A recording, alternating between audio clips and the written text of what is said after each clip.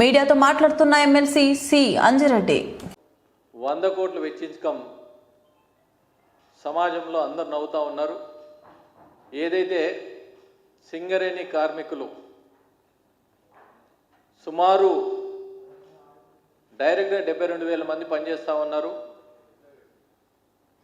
Direct ఇండైరెక్ట్గా 2 లక్షల మంది దాని మీద బతుకుతూ ఉన్నారు. గతంలో కాంగ్రెస్ ప్రభుత్వం రాకముందు మేనిఫెస్టోలో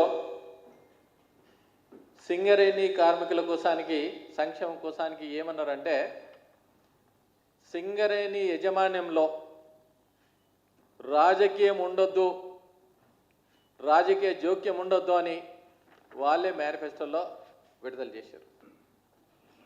గత ప్రభుత్వం ఏం చేసిందంటే బీఆర్ఎస్ ప్రభుత్వం ఉన్నప్పుడు ఏదైతే సిఎస్ఆర్ ఫండు డిఎంఎఫ్ ఫండు 2018లో ఒక జీవో తీసుకొచ్చి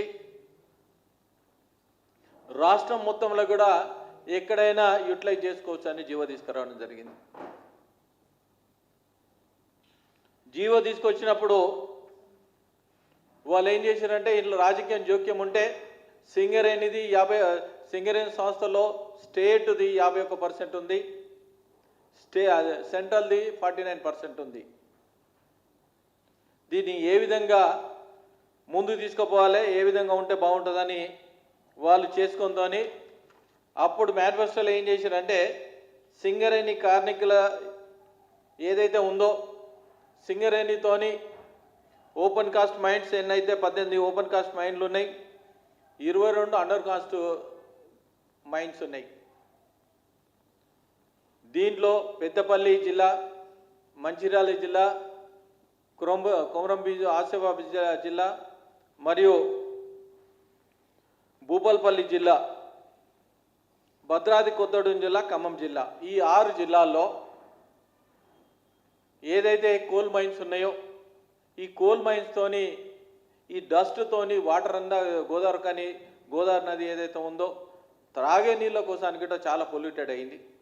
అదేవిధంగా థర్మల్ పవర్ స్టేషన్ ఏదైతే ఉందో చాలామంది ఈ కార్మికులు ఏమవుతుందంటే ఈ డస్ట్ మూలాన లంగ్స్ మరియు ఈ ముక్కులో చాలా ఏంటంటే డస్ట్ ఎనర్జీ చాలా ఇబ్బంది అవుతూ ఉండే.